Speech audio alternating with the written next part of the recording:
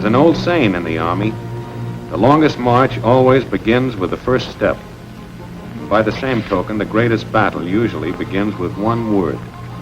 One simple code word which becomes the symbol of the whole operation. So it happens that the battle for New Britain begins with the word overpower. The secret Army code word. And it means that at a certain time, at a certain place, American troops will land on the Jap-held island of New Britain. It's a tough island to crack. The Japs gave it plenty of teeth.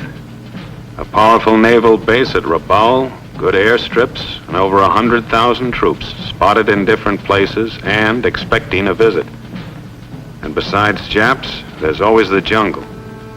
Never before in history has a large-scale war been fought on such difficult battlefields. Looks pretty, doesn't it? Pretty as a picture in a pre-war travel advertisement. But how is it to live in? Ask Joe Soldier. A jungle-clad paradise crawling with bugs, snakes, and lizards, spiders.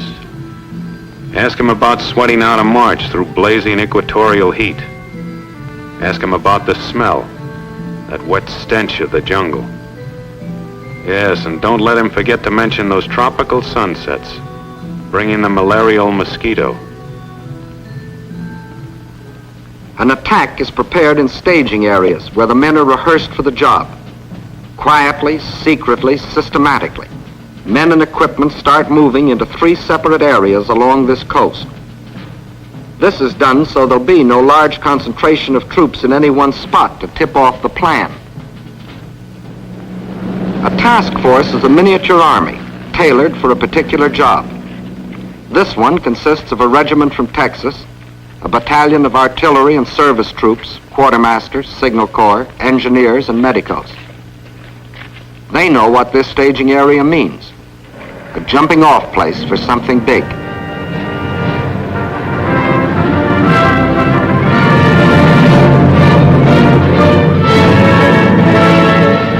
Out here, housekeeping starts from the ground up.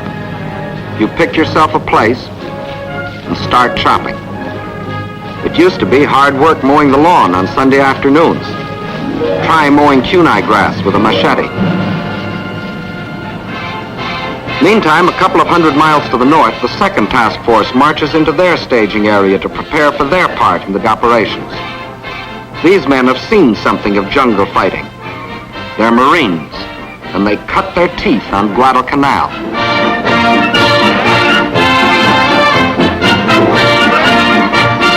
In the third staging area, it's more Marines, more guns, more shells, more thorns to press into the side of Tojo's Island of New Britain. And back of the men come the trucks, the half-tons, the jeeps, the bulldozers, a community on wheels, carrying the 1,001 needs of a task force.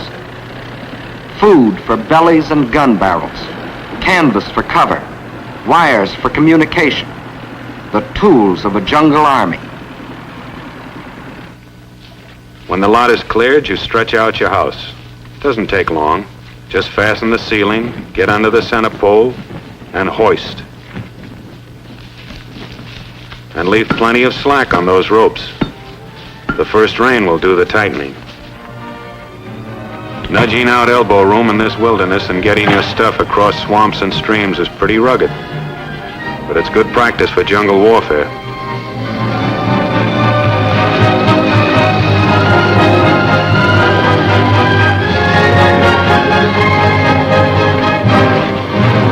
Bridges need plenty of attention. Mountain rains can swell these streams to torrents that can drown the truck.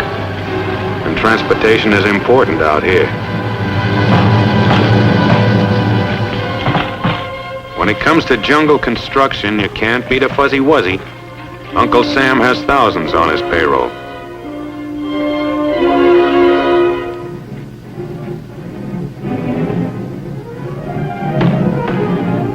The foreman checks everything. Thatched roofs keep out most of the rain, some of the heat, and none of the bugs. And don't think these builders don't know the value of money. Money will buy a pig, and a pig can be exchanged for a wife.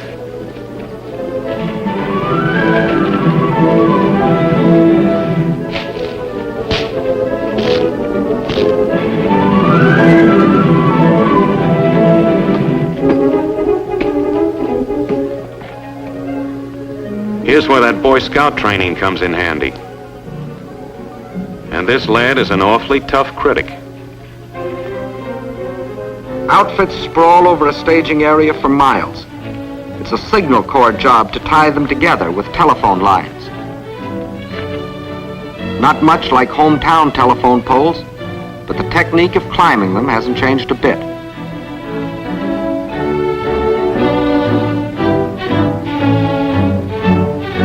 The nerves run back to the brain.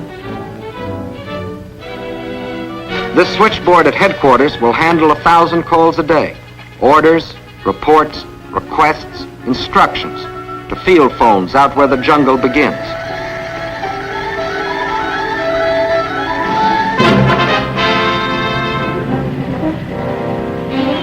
When a Jeep or a truck is issued to a driver, that's his baby, and he keeps it clean.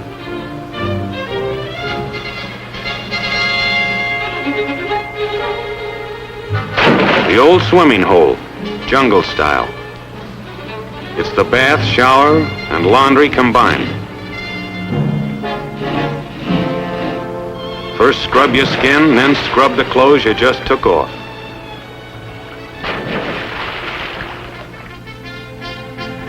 This may not be your favorite cafeteria, but it's the only one handy right now.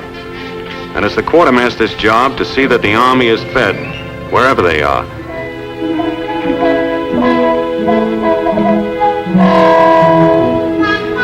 There's a mess of vitamins that'll pad your ribs, but don't get us wrong. We still like home cooking.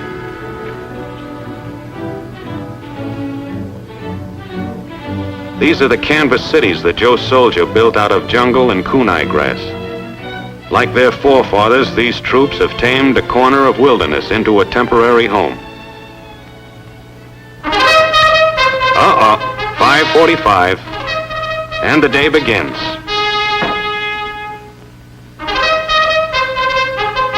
The helmet makes a swell wash basin, and you can't do this with a family sink.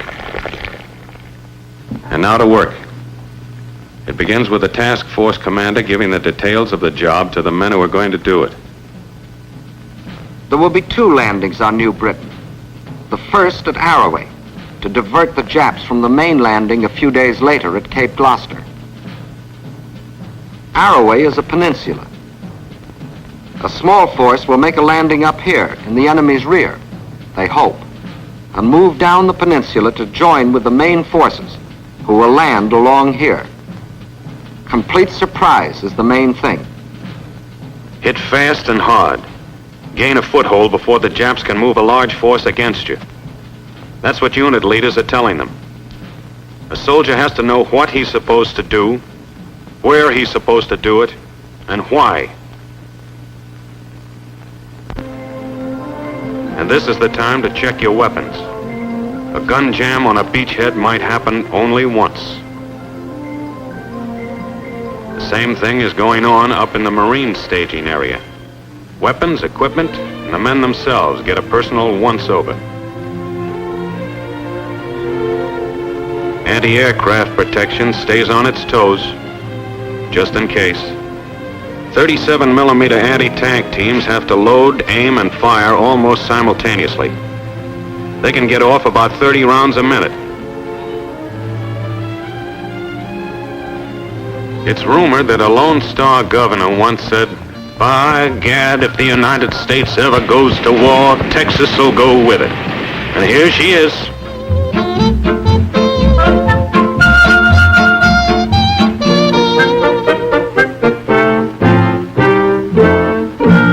There'll be artillery, too, for knocking out Jap strong points.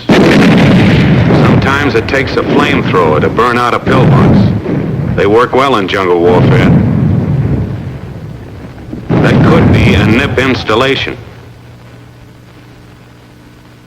Native fighters, or bongs as they're called, give our troops a few tips on the technique of jungle fighting.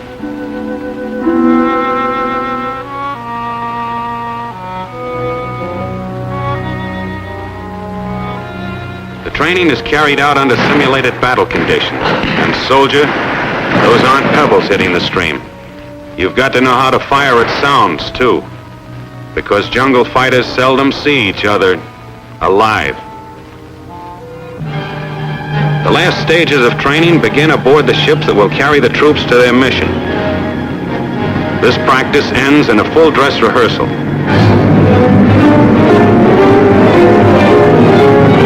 Two detachments are going to make the landing in rubber boats. It takes a lot of practice to handle these. It's dangerous, plenty dangerous. No protective armor, no more speed than your own paddle power.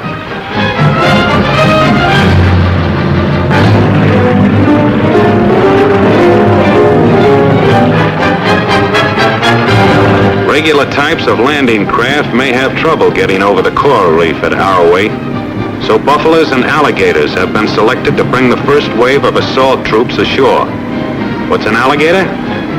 It's an amphibious tank. What's a buffalo? It's an amphibious tank too, but it's got more armor. They look like bad dreams, and they'll deliver the first punch. And now let's hear what the general thinks. The secret of your success is your squad and platoon leaders. They must get hold of their outfits and control them. But control doesn't mean bunching. The buffaloes will land in a wave. From then on, they're tanks. They crash through the underbrush. They knock out trees, followed by riflemen. You run upon a Jap machine gun nest. What do? You circle it, infiltrate, use grenades. And don't make the mistake of stopping to help a man who gets hit.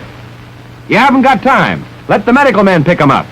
So now, it's up to you. Remember, you can only go forward. You can't go back. There'll be nothing to go back to. Just grab a piece of beach and start shoving. Are there any questions?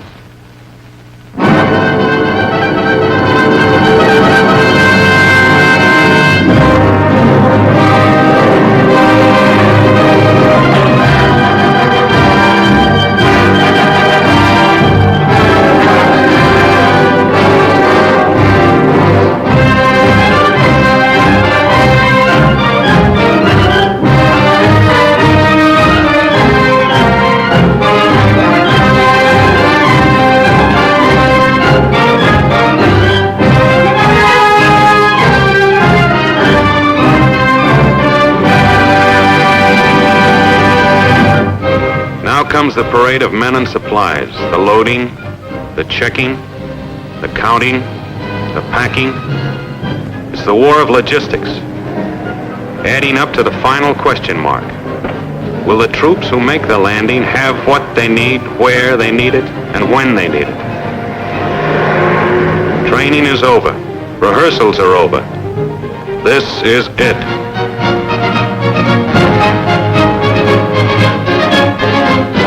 Remember, this is only one of 3 task forces, and it's going to make the landing at Arawe a few days ahead of the big stab at Gloucester.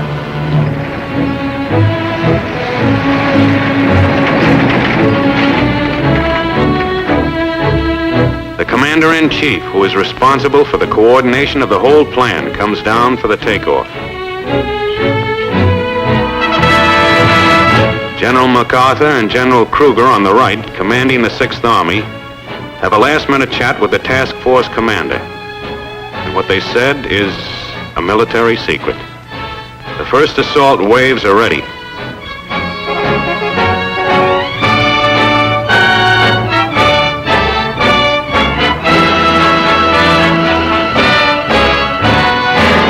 Time doesn't even wait on generals, and time is running out.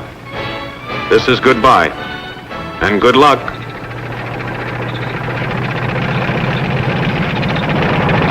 There they go.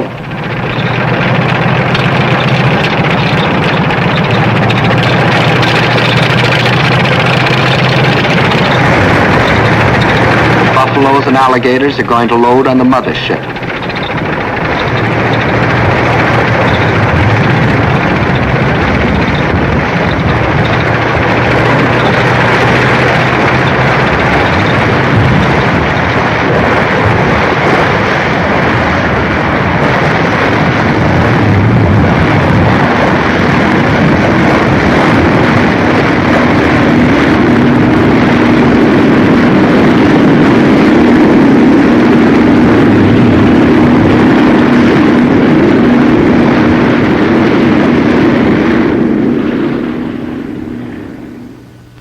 meantime, the main force loads aboard its transport.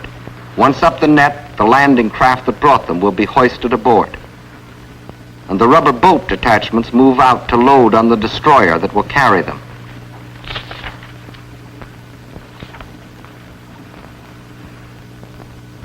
The convoy is on its way to meet its naval escort. This is D-Day -1. The men know that means the day before invasion.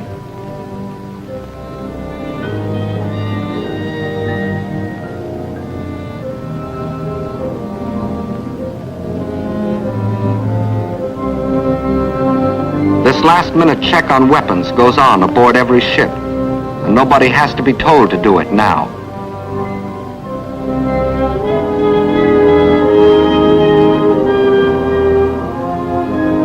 Ammunition to fight malaria. It's the daily atabrine pill.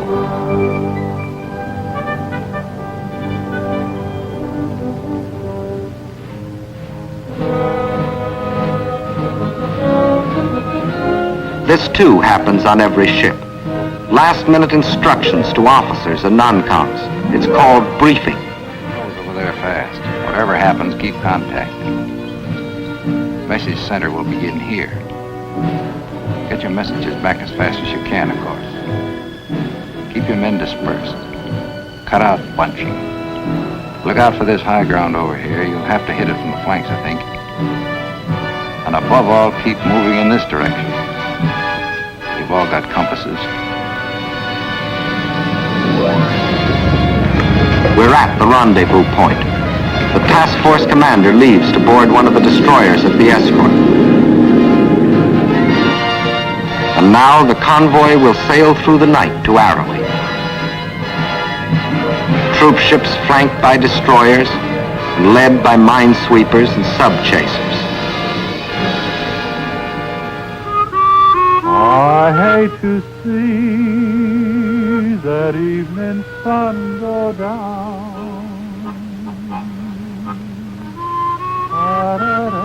Tomorrow belongs to the headlines in hometown papers, to the radio commentators, and the casualty lists.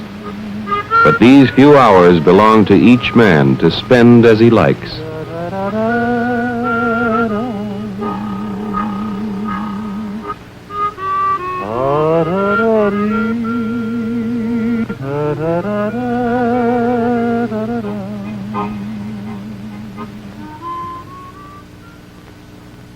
D-Day.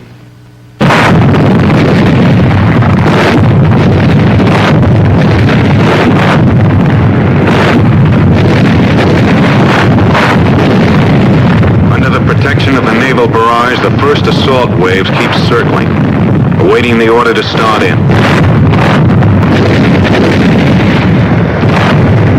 There they go.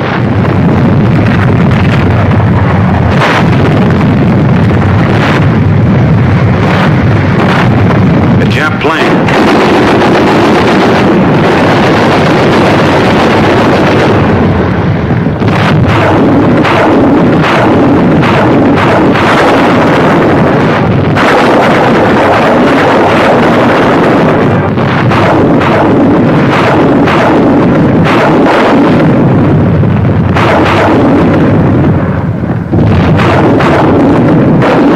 Rockets packed with high explosives. Calling cards to clear the beaches of small arms fire.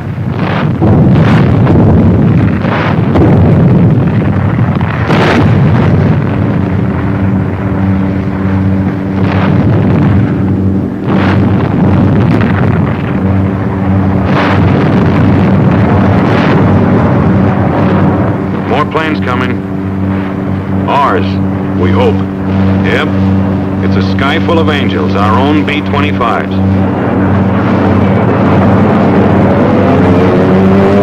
Now it's the Air Force's turn, and they know their way around.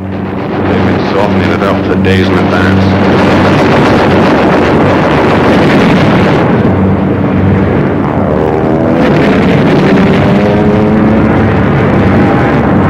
Propaganda leaflets to tell the Jap what's happening to him and why.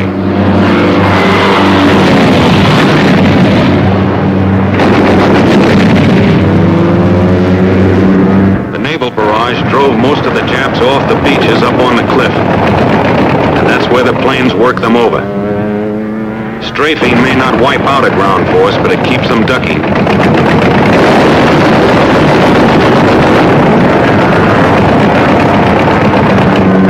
There's the landing place. The first casualty, result of a Jap machine gun burst. It's safe to raise your head and look at the shore now. And here's why. This is what naval barrage and air bombing can do to a shoreline.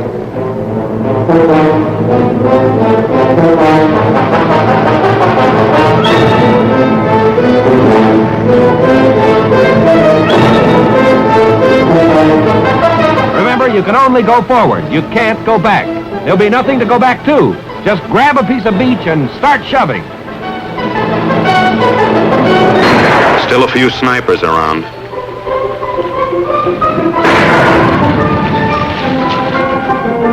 Patrols grope ahead of the main body to feel out the Jap strength, to locate his positions.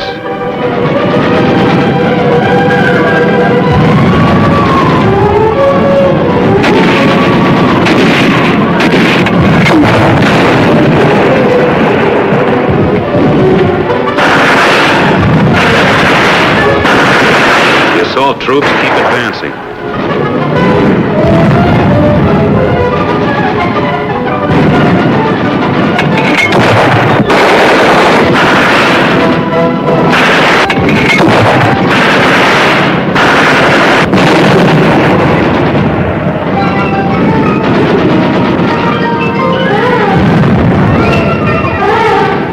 The peninsula was lightly held, but there are still plenty of Japs to comb out.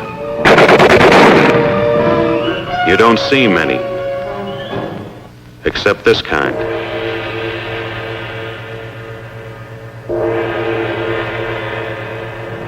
The objective is to push about 3 miles up the peninsula, then dig in and hang on.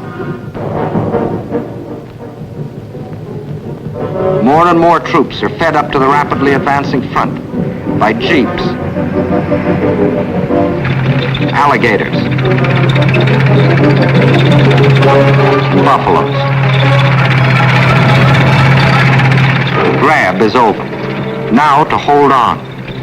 Counterattacks may strike anywhere, anytime. Better be ready. Beach gun emplacements for all-round security. That's an air raid warning truck under the camouflage. And every man digs a place to dive into when the Zeros come.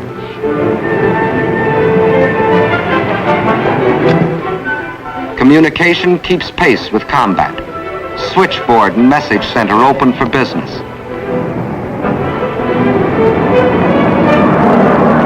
Supplies are needed faster than ships can bring them.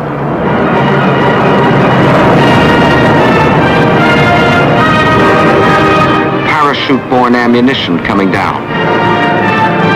But they don't always select ideal landing places.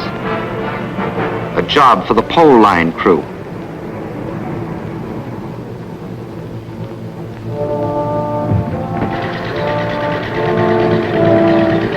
That dirty pool is being converted into drinking water by the Engineer Water Purification Unit.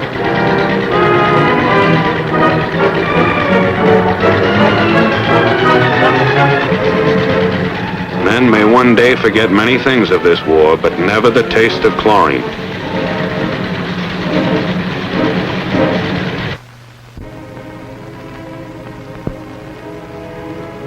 Casualties from the front get attention in the surgical tent. The man on the table got a shell fragment in the leg. Enemy planes.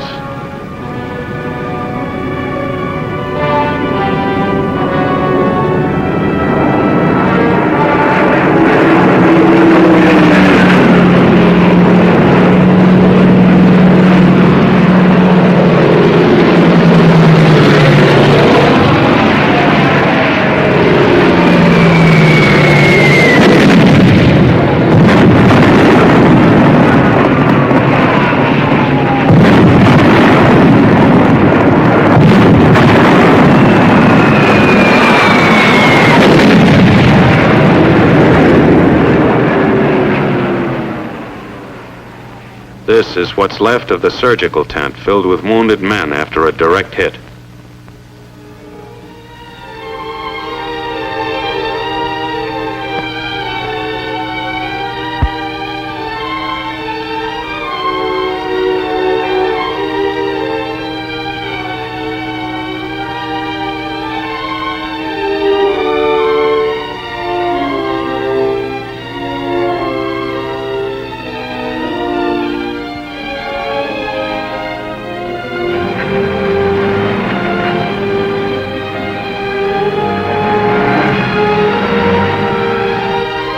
For these men, the roads are longest. Having received emergency treatment, the wounded are evacuated to hospitals in New Guinea. This landing was a complete surprise to the Japs, so resistance was light, except at the upper end of the peninsula where the rubber boats went in before dawn. They met heavy machine gun fire before they could reach the beach. The boats were destroyed. The men were scattered. They just couldn't swim and fight at the same time. But the main landing is successful. The Japs have been driven back up the peninsula. The beachhead is established. The task force commander is ready to make his report.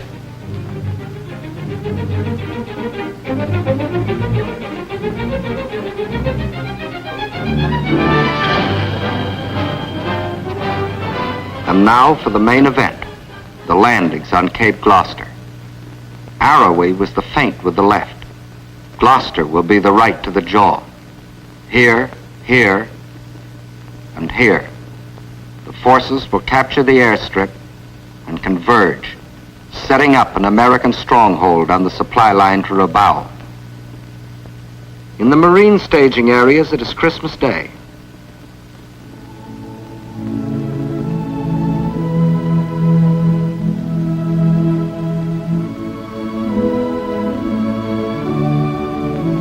The last mass before sailing for Gloucester.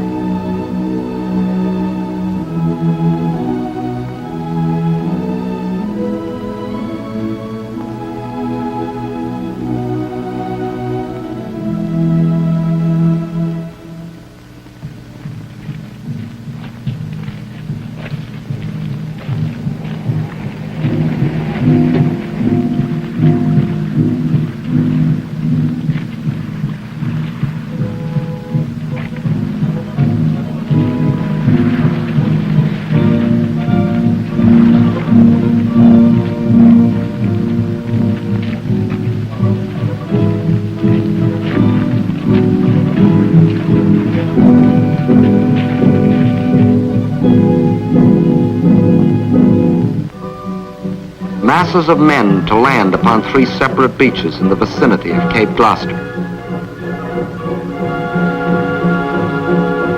This is to be the main effort. It is an army made up of 2 task forces in the teeth of known Jap power.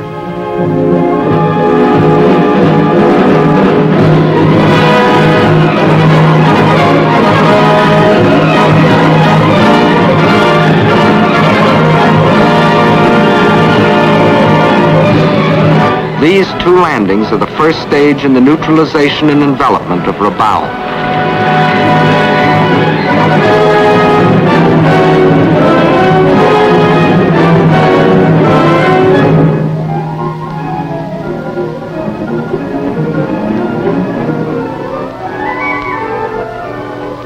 On Christmas night, a vast convoy sets out.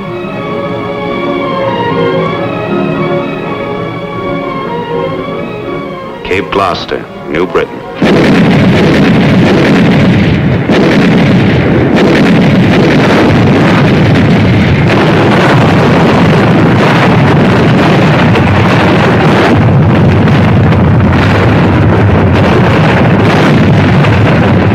Nearing the height of the naval bombardment, the first assault load into Higgins boats.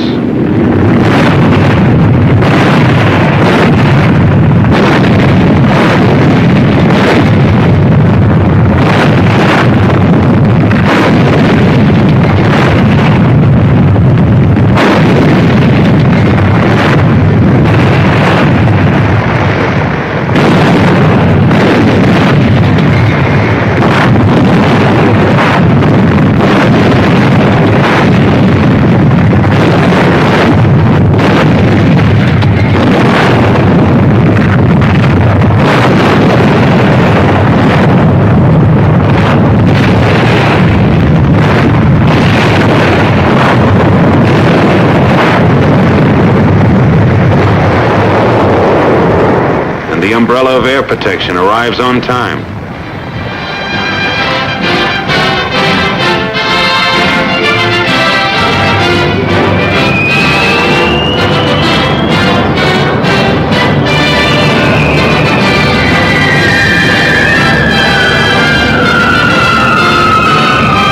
Back of the beaches, the jungle crawls with Japs. They're dug in and well fortified, but not against this.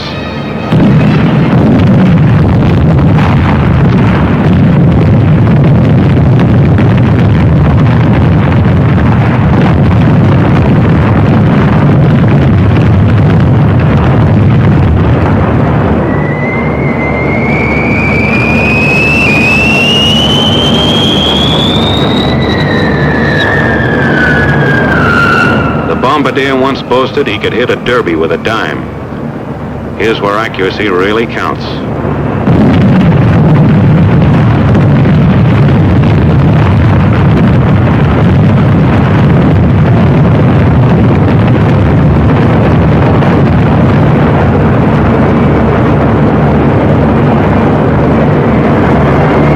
Just back of the beaches, but not too far in.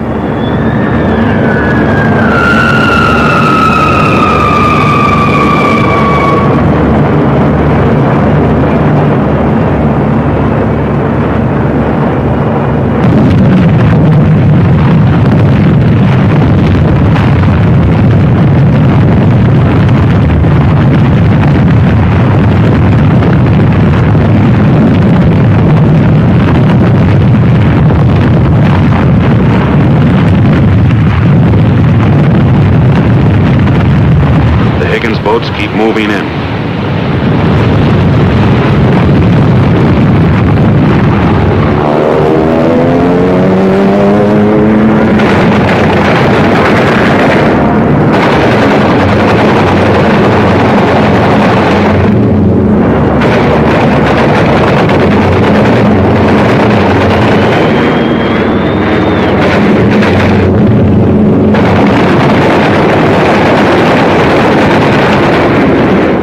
Under this air cover, the invasion fleet creeps forward.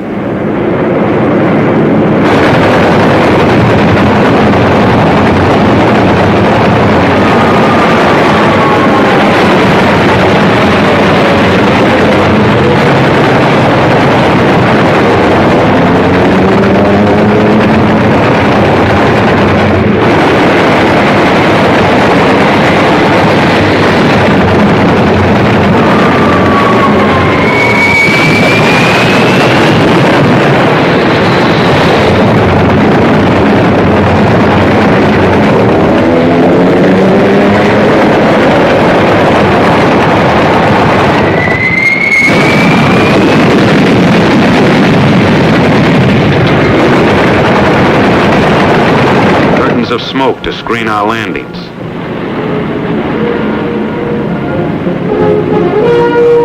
Here come the first waves in Higgins boats.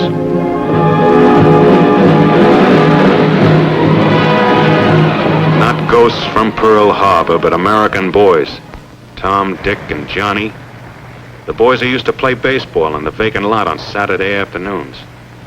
The youngsters that drove jalopies and sang the popular songs. You may have wondered sometimes if they'd ever amount to anything. Well, here they are, giving everything they've got. This is jungle. These assault waves are like a hand stretched out in a dark room, feeling their way. If they are stopped here, the main force landing behind them is stopped too.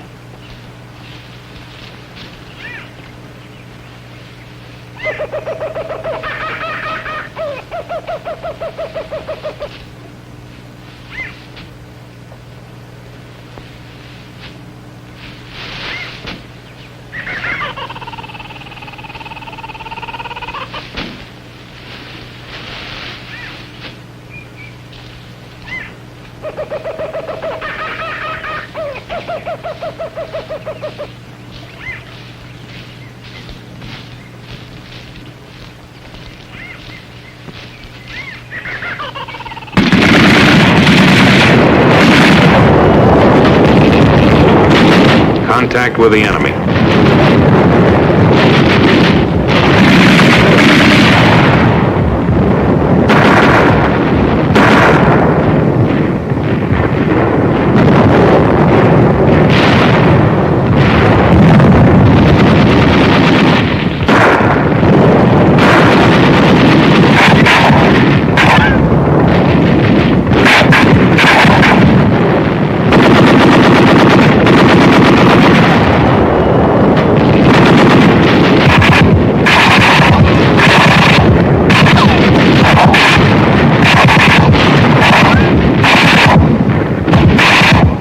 Here come the landing craft infantry, called LCIs. They're bringing the main fighting strength to back up the assault wave.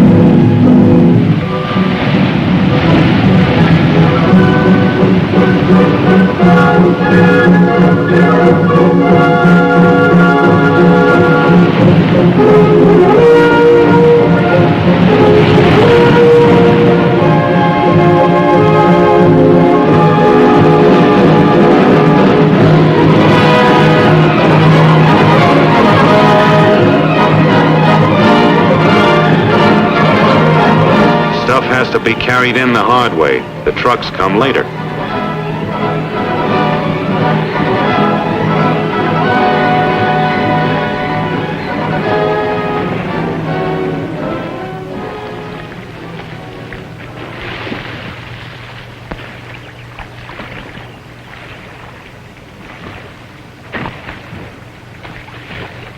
Digging in, up at the front.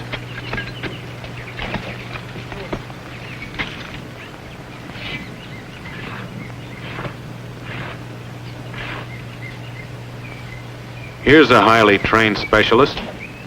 Even a Jap sniper can't camouflage his scent. Fresh troops forward.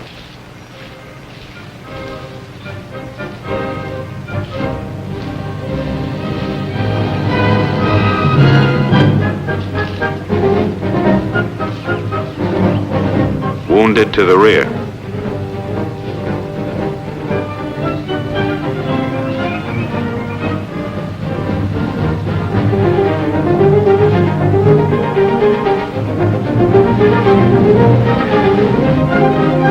You never know what's around the next bush.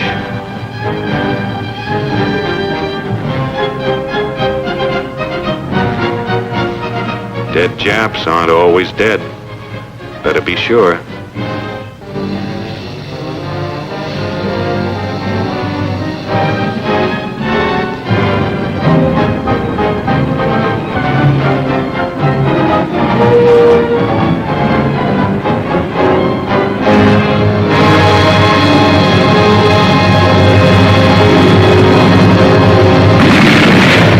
Enemy strong point.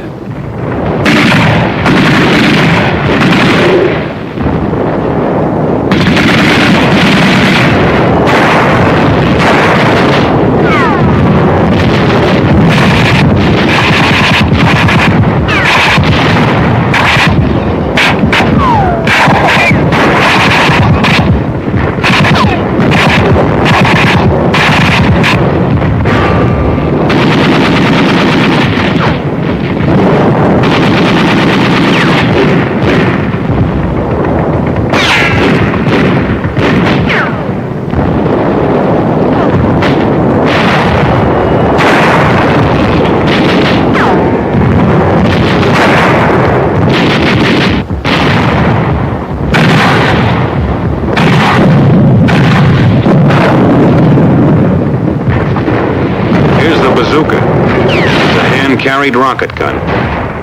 Firing it takes close teamwork.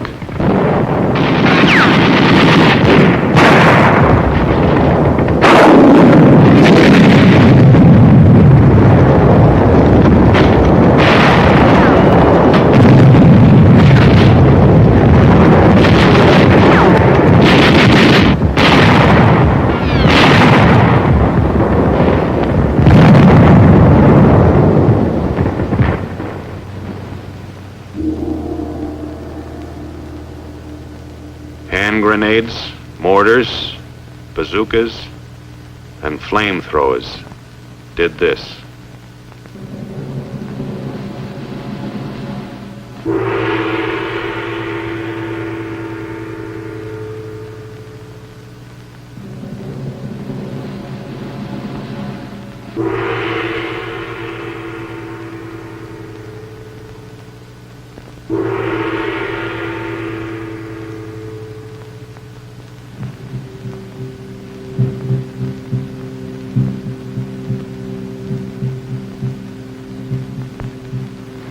After the LCIs have been emptied of men, the towering LSTs, landing ship tanks, move in, bringing everything for the establishment of a beachhead.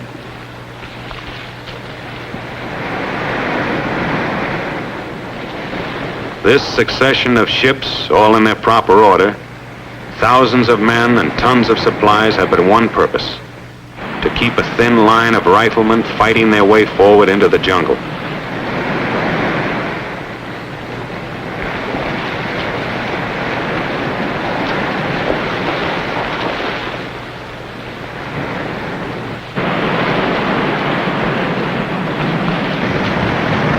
Buffaloes and alligators.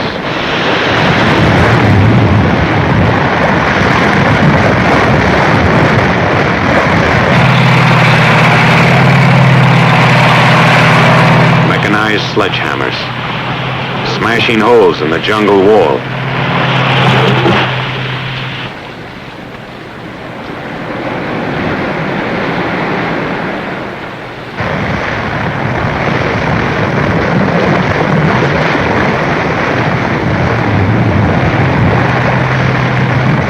Bucket lines to pass the ammunition.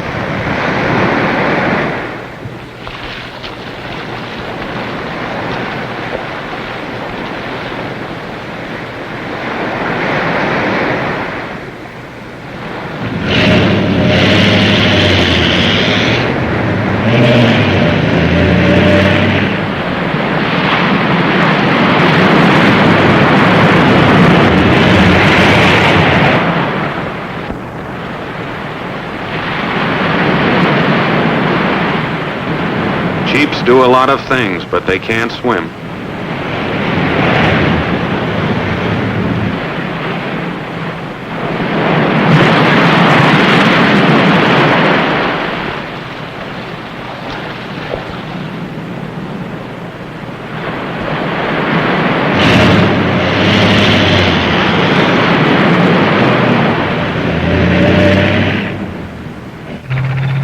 Medium tanks to crush pillboxes.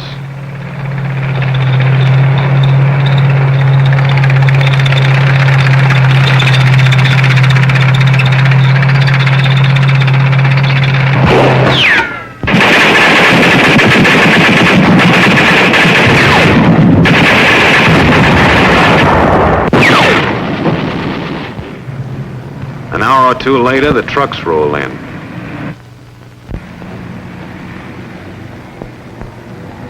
But they can't go everywhere. Ammunition is being spent fast.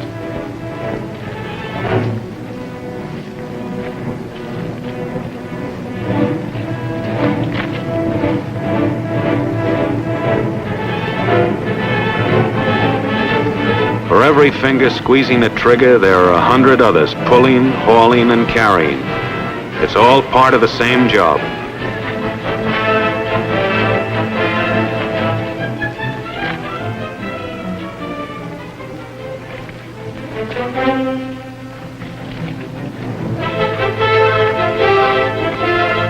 That's barbed wire they're carrying.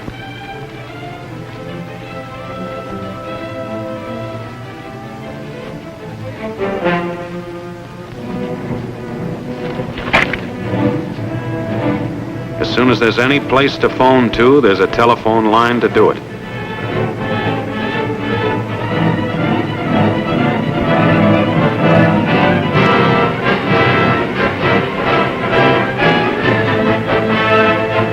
Final protective line against counterattack must be prepared.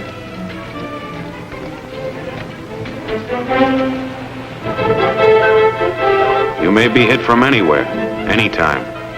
From the flanks, or from the rear, or from the air.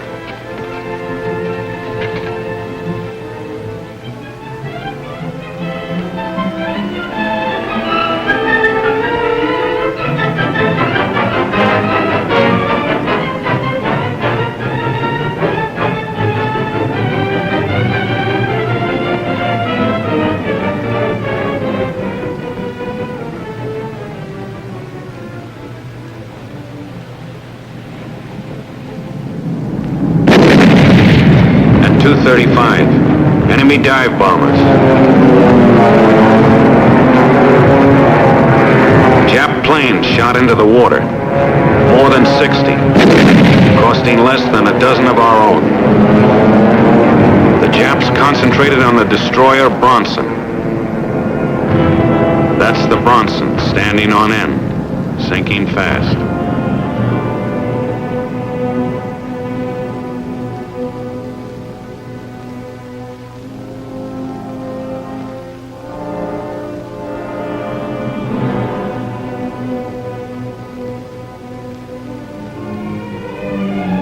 But among the floating wreckage are survivors.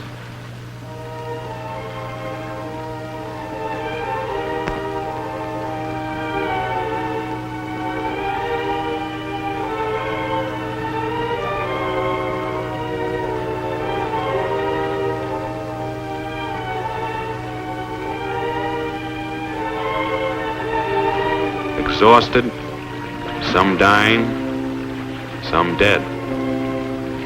Some with clothes blown off by the concussion of bombs.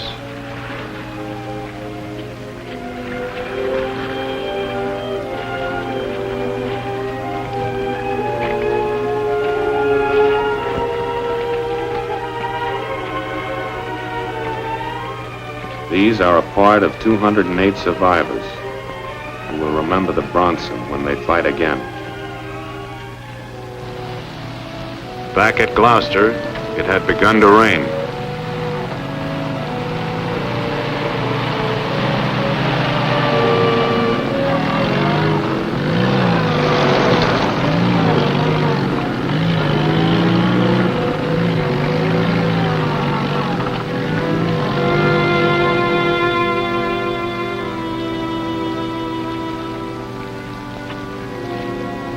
The folks back home are eating Christmas dinner about now. Out here, it's the day after, and just another day.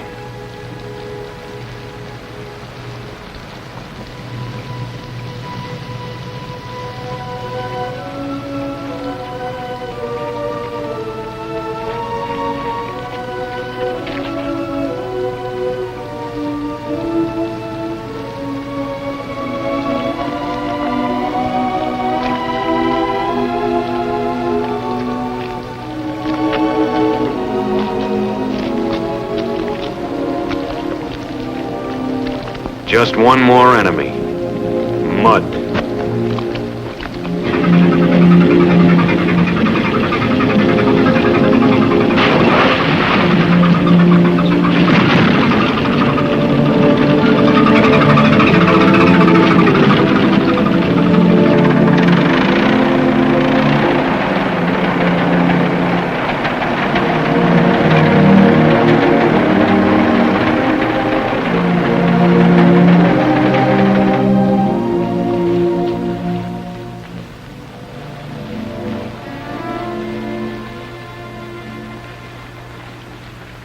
Information gained from prisoners confirms what we know.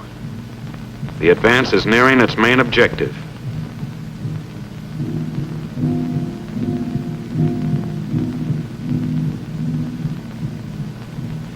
But every step forward means some men coming back on stretchers.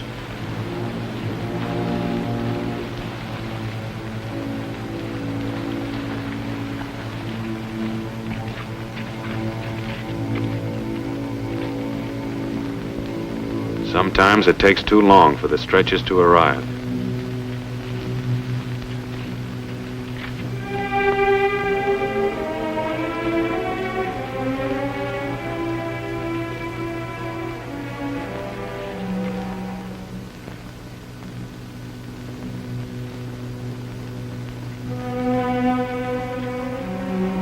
Medical officers scrubbing up for emergency treatment before evacuation.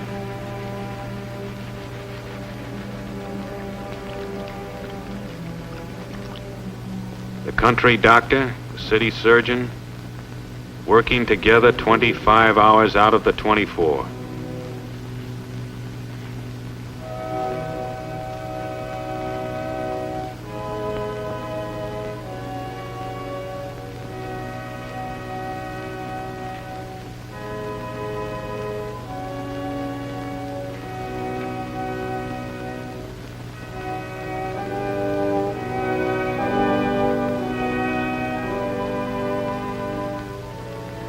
Part of the price of a beach landing.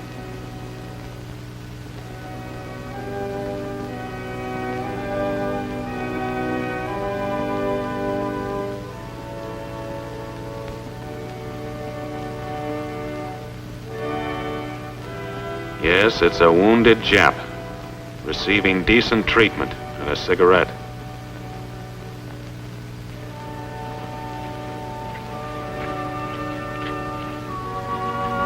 And on the beach the next day, wreckage.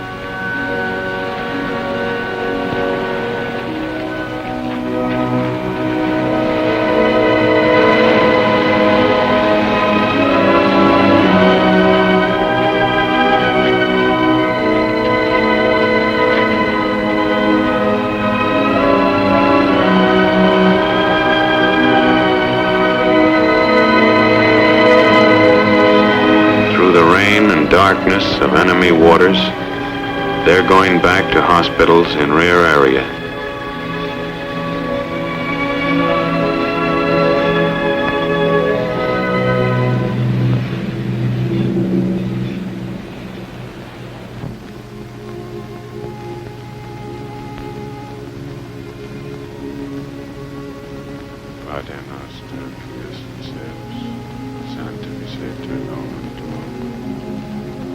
Our Father, who art in heaven, hallowed be thy name. Thy kingdom come. Iskadal Iskadash Rabon. Yomod Roch Husay Yapin Batusay. Hayehon Viomisos. Sotaye the fall faces away. Our Lord is Manas on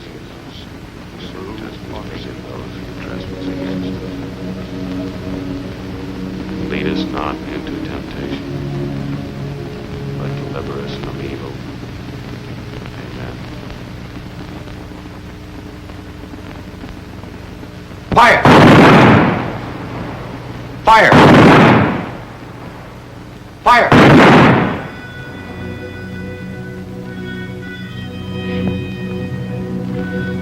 One day of American living, bought and paid for.